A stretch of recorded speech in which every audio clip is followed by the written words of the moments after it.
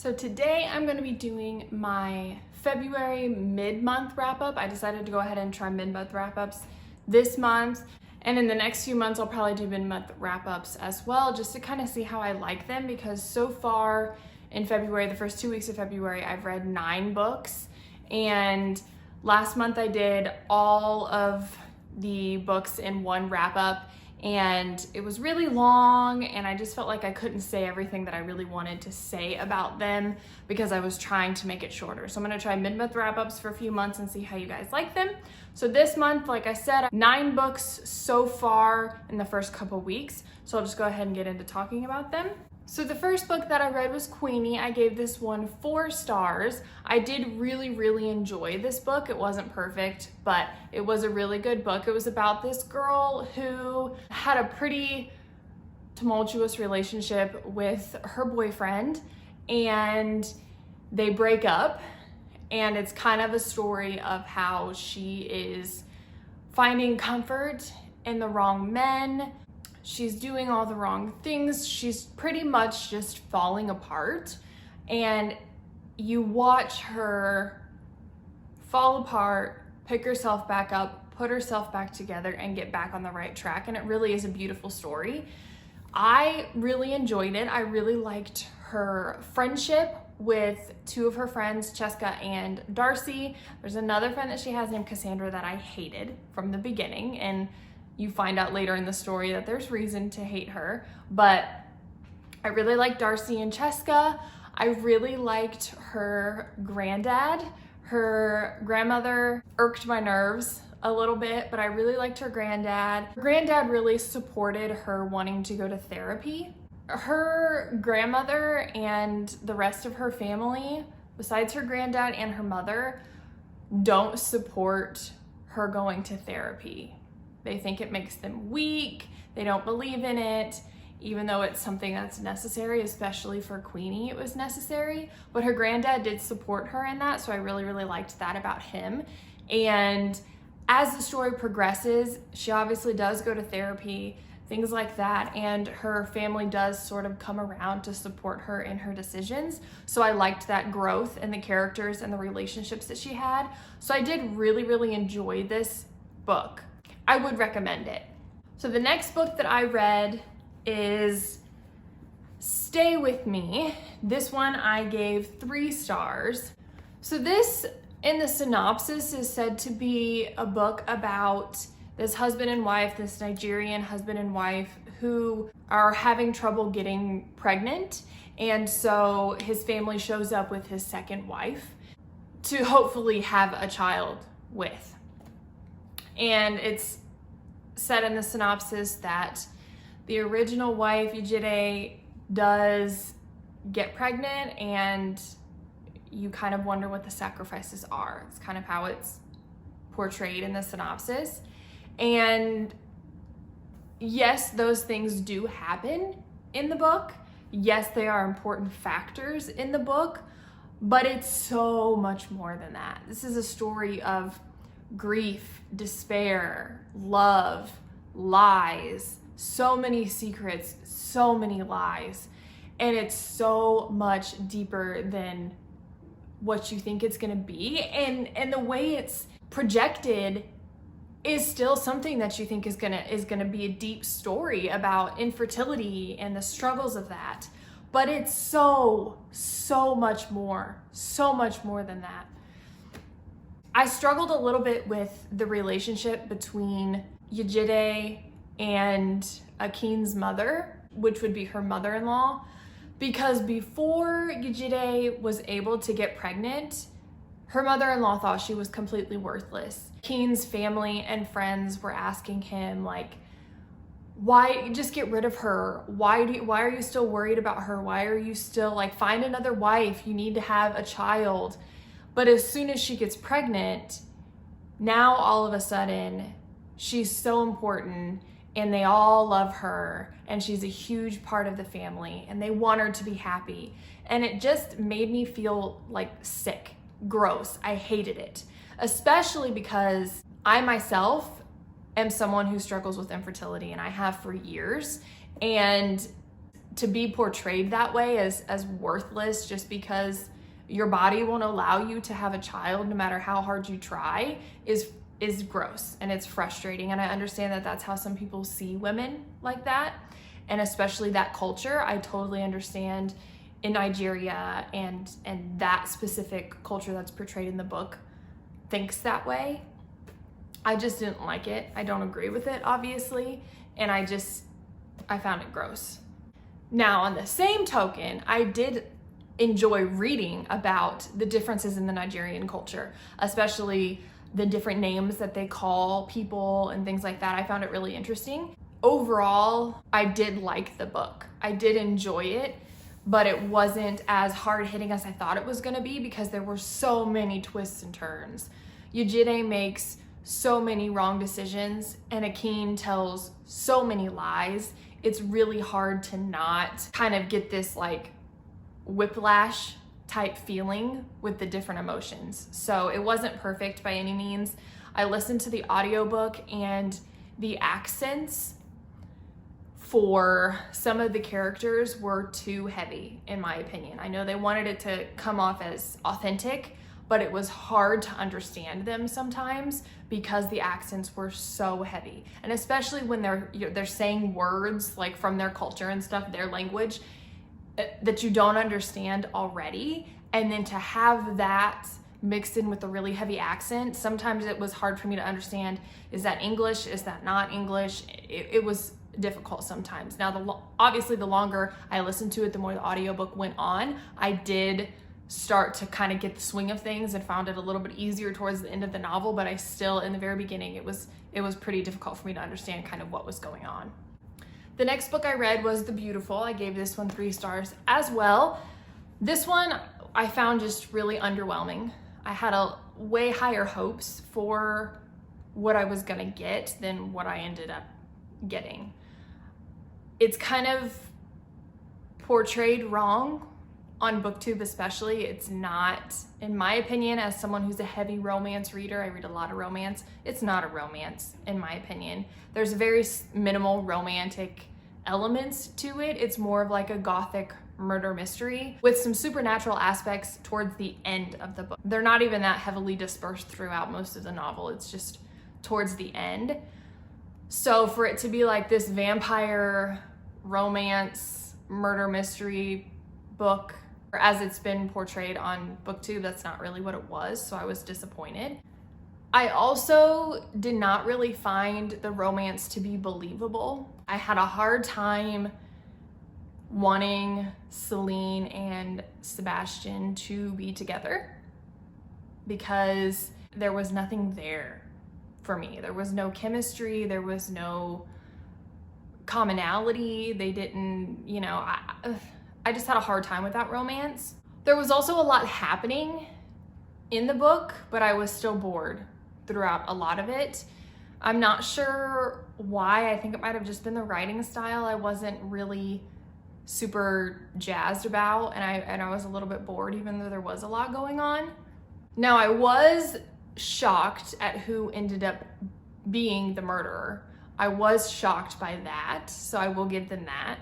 And I did enjoy the end much more than the beginning, but it still was kind of like a meh book to me. It wasn't like anything special. It wasn't anything that I'm probably gonna remember for that long. And I also was kind of frustrated with how much French was in the book without any translation.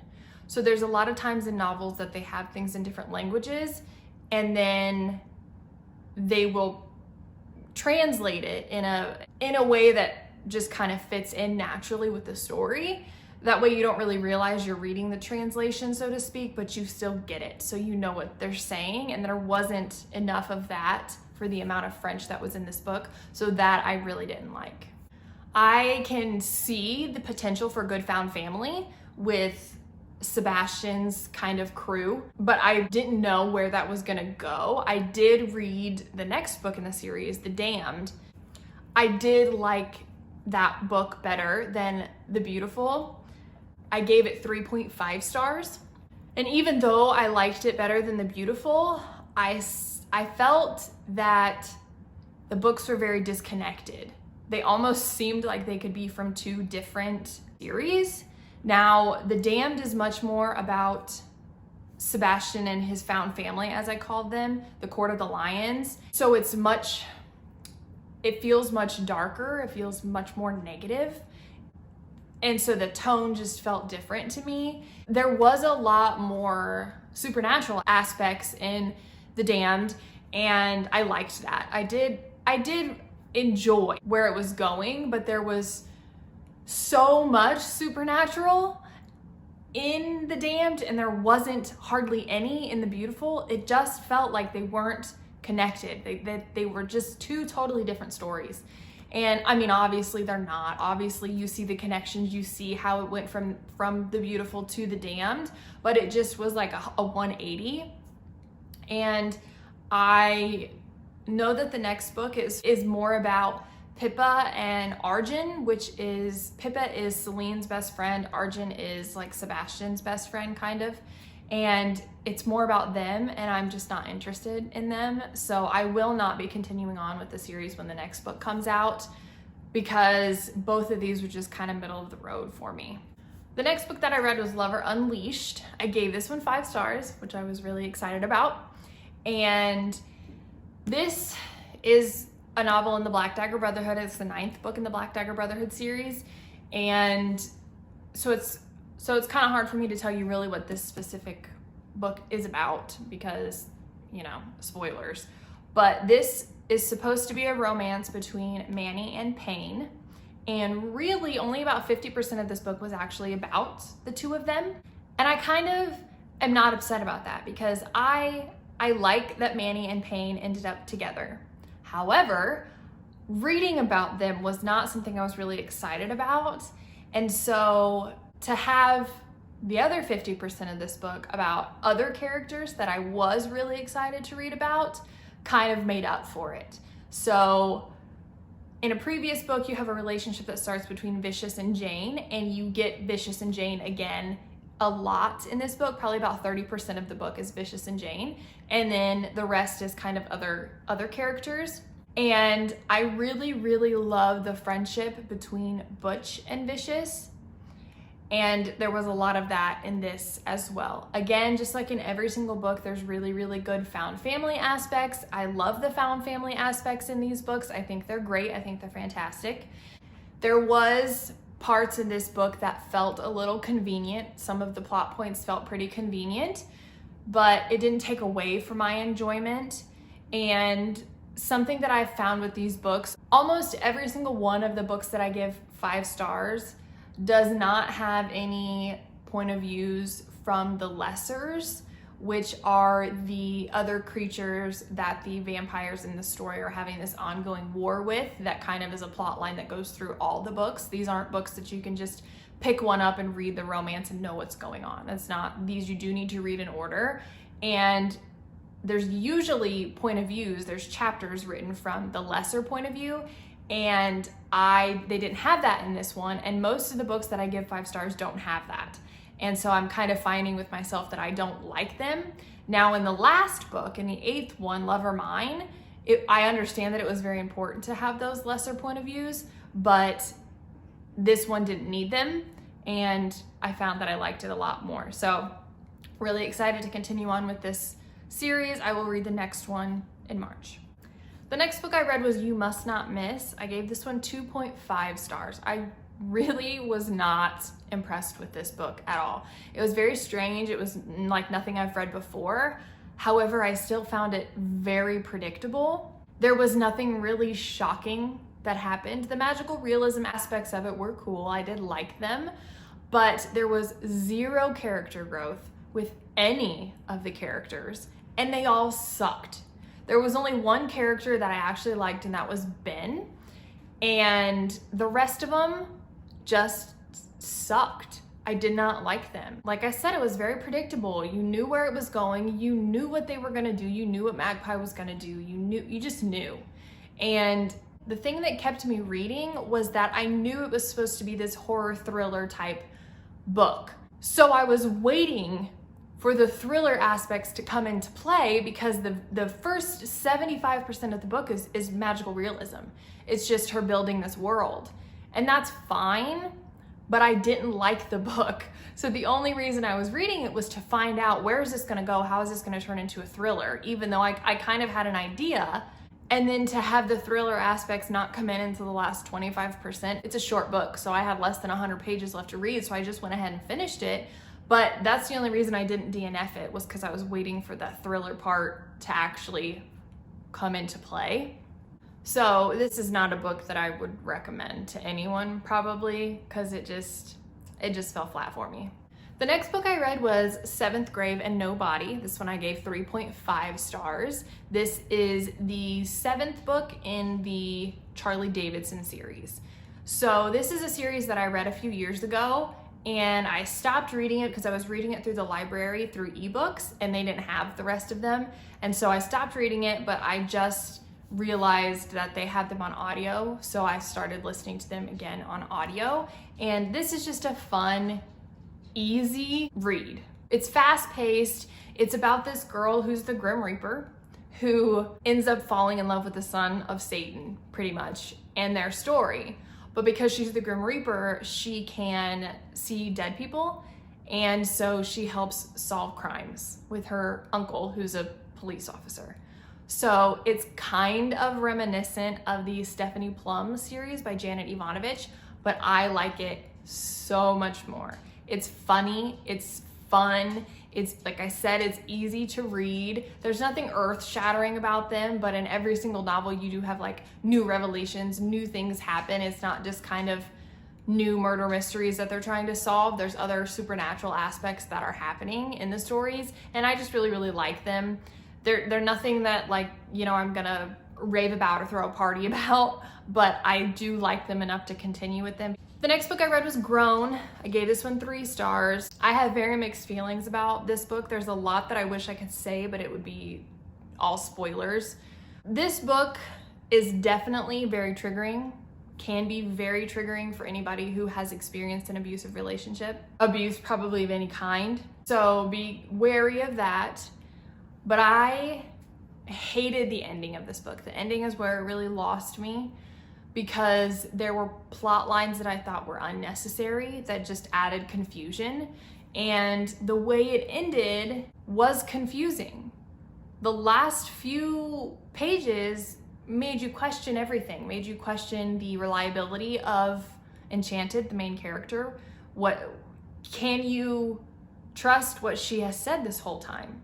So I did not like that. I know some people like that when they can kind of speculate on what happened and come up with their own conclusions. I don't like that. I'm not someone that likes that. I like my books to be wrapped up nice and pretty and give me the conclusion, what the author wants me to believe, not let me come up with my own conclusion. I don't like that. So I do think that the book could be an important read for people, because I do think it's an accurate portrayal, or pretty close to accurate portrayal of a victim in an abusive relationship, how they feel, their thoughts, what's going through their head, how they want to leave but they don't because they love the person and they really believe the person loves them and things like that. So I do think it can be an important read, but it's also very triggering. 100% it would be very triggering for a lot of people, I think. So be very wary if you want to read it, and don't expect to come out with all the answers you're hoping for. And the last book that I'm going to talk about in this mid-month wrap-up is Wayward Sun. This is the book that comes after Carry On by Rainbow Rowell. I gave this one 4 stars. I really enjoyed this book. I did like it more than Carry On. I gave it the same rating, but I did like it a little bit more than Carry On, and I'm really excited to read Anyway the Wind Blows, the next book that comes out, because I just want Simon and Baz to be happy. I wish they would just communicate. That drives me insane, but I did really enjoy this book. So I was concerned after reading Carry On and finding out that there were more books in the series, because I didn't understand where it was gonna go, because Carry On wrapped itself up, in my opinion. It could have been a standalone.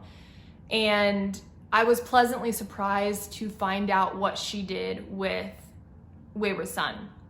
They went on this trip to America, and you follow them along their crazy journey to visit their friend Agatha from the first book. And it goes all sorts of places you don't expect it to go, and I really enjoyed that. So I'm really excited to read the next one. I hope Baz and Simon just communicate and be happy and work their stuff out, because I like them together, but also they frustrate me. That is all the 9 books that I've read so far in February. I will be back at the end of February to wrap up the rest of the books.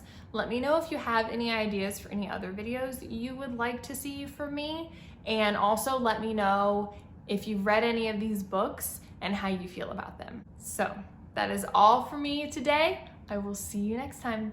Bye.